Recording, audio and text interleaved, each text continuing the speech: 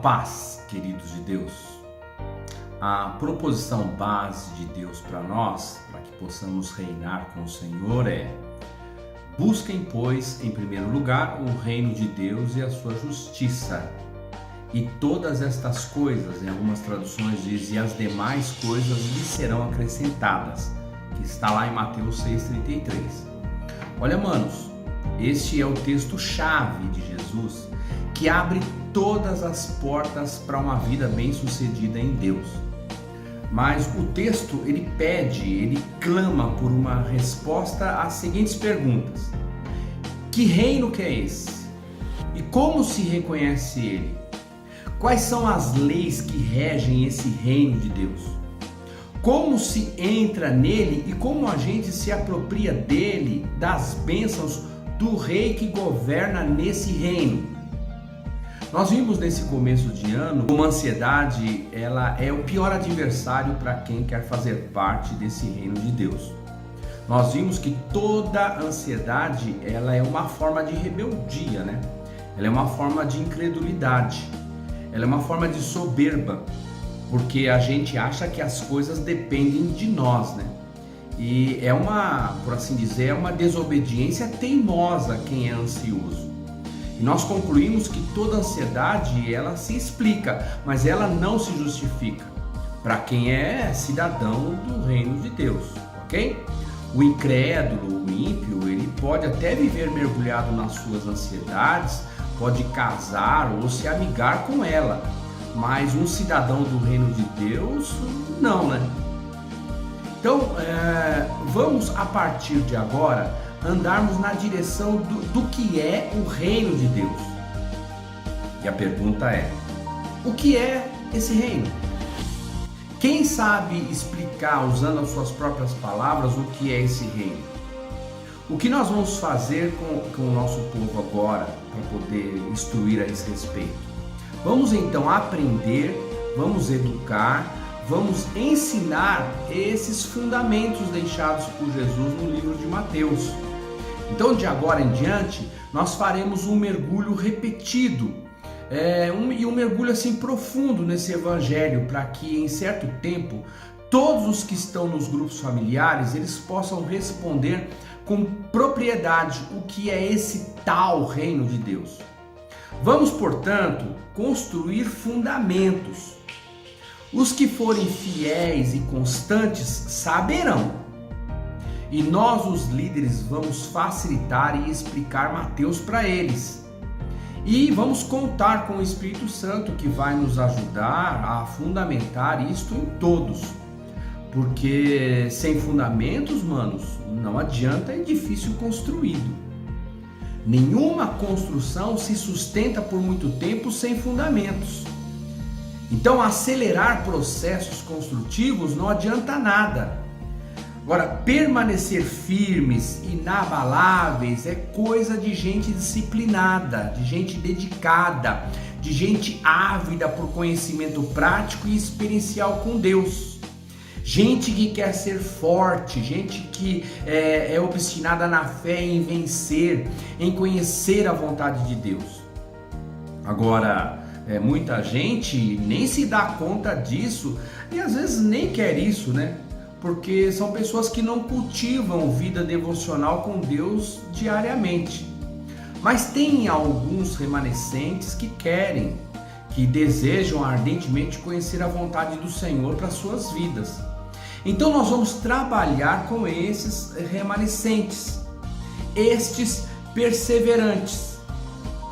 Primeira coisa, o reino de Deus é o lugar onde Deus reina. Porque tem lugar que ele não reina. No coração dos ímpios, por exemplo, ele não reina. O reino de Deus é a soberania absoluta dele, em sabedoria, em conhecimento dos seus súditos, dos seus servos. Deus é soberano e Deus não discute, Deus não abre espaço para qualquer questionamento, para qualquer discussão sobre a sua soberania. Alguém diria: mas eu não entendo Deus. O problema está com o ser mal entendido. a pessoa sem noção, o ignorante. Agora, Deus reina, Ele é Senhor, Ele é soberano. Agora, o servo no reino não discute isso. Segunda coisa, nós podemos escolher as trajetórias da vida, mas o destino não podemos. O destino já está definido por Deus. É salvação ou perdição? É céu ou inferno? É gozo eterno ou é tristeza sem fim? Não tem assim uma terceira via, não tem assim um atalho para algum outro lugar, uma outra dimensão, um outro planeta. Não tem. Alguém, mas eu não quero assim, eu não aceito desse jeito, eu quero um outro jeitinho, um outro tipo de salvação. Meu brother, não tem querer. A soberania de Deus não é negociável. Se alguém quer o reino de Deus, tem que compreender isso. E é por isso que precisamos saber qual é a vontade de Deus para a nossa vida dentro do reino dele. Porque a sua vontade não está em disputas.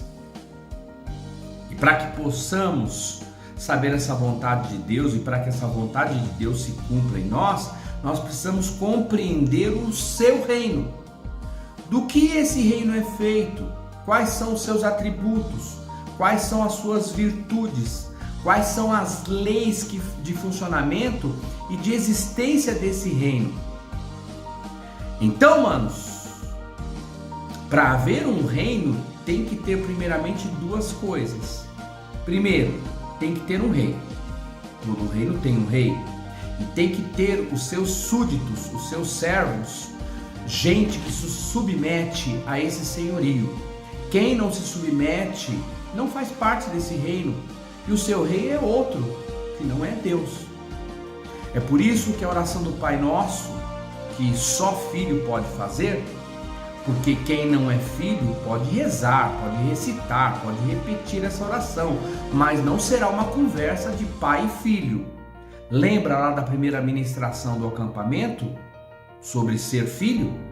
Então esta conversa é de pai e filho, e ela é: venha o teu reino. Então, o que rege, o que pauta, o que norteia, o que baliza a nossa vida é o reino de Deus. E a igreja de Jesus, eu e você, nós precisamos chamar as pessoas para entrar no reino de Deus e não mais negociar com o império das trevas. O mundo está dominado por um império de trevas e nós temos que trazer a este mundo o reino de Deus. Esta é a nossa vocação, este é o chamado da igreja, é o meu chamado, é o seu chamado. Faz sentido isso para nós, queridos? Agora, como é que nós vamos ficar completamente convencidos disso e proclamar essas verdades? E mais ainda, como é que nós vamos convencer as pessoas de que esse é o maior projeto de vida que elas precisam abraçar? As pessoas, elas estão ávidas para serem felizes, para terem seus problemas resolvidos, para ter a sua situação amorosa em cores de rosa e cravo se beijando, querem estabilidades, querem segurança, querem paz e tranquilidade, e é legítimo querer isso. E Jesus diz que tudo isso é possível sim. Mas meu Deus, diria alguém, quem é que consegue chegar a esse estágio de vida, de ser em Deus? Peraí, o texto está lá em Mateus 6,33. Dá para crer nisso? E o texto de Mateus 6,33 responde a todas essas perguntas. Mas a maioria dos crentes, eles chegam a dizer: peraí, mas eu já conheço esse texto. Eu estou farto e fartado de tanto ouvir e saber desse texto. E é aqui que eu quero parar hoje. Ah, meu irmão, você sabe mesmo? Você conhece de cor esse texto de Mateus 6,33? Vamos assistir esse vídeo para compreendermos melhor uma coisa. Pedindo assim, tem professor de matemática aí? Aí um outro colega disse, tem, o que você quer? eu quero saber quanto cabe nesse balde. Ela tinha um balde. Pega uma fita métrica, dona fulana.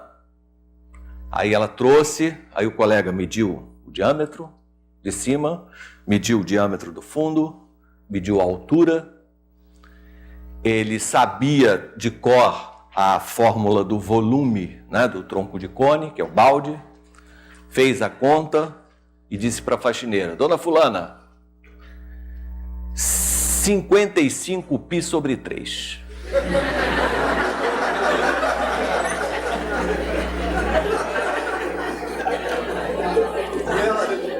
Sim, tá errado? Não, a resposta é exata. 55 pi sobre 3 centímetros cúbicos.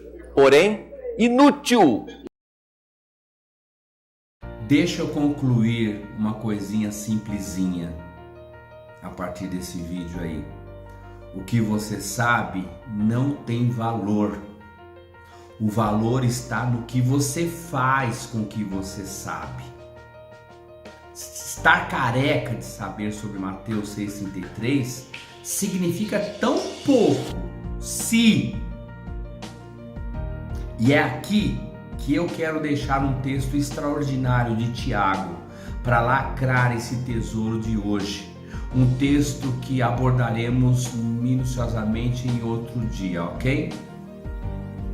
Ele por si mesmo responde àquele que diz já saber, já conhecer. Aqui está a diferença entre conhecimento e sabedoria.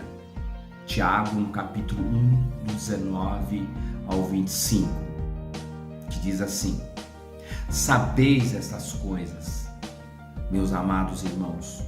Todo homem, pois, seja pronto para ouvir e tardio para falar, tardio para se irar, porque a ira do homem não produz a justiça de Deus. Portanto, despojando-vos de toda impureza e acúmulo de maldade, acolhei com mansidão a palavra em vós implantada, a qual é poderosa para salvar a vossa alma. Tornai-vos, pois, praticantes da palavra e não somente ouvintes, enganando-vos a vós mesmos. Porque se alguém é ouvinte da palavra e não praticante, assemelha-se ao homem que contempla num espelho o seu próprio rosto natural. Pois assim mesmo se contempla e se retira, e para logo se esquecer de como era a sua aparência.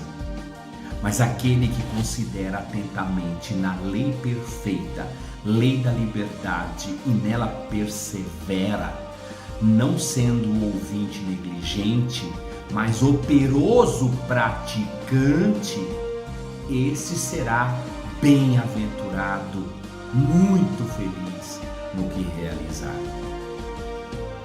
Faz sentido?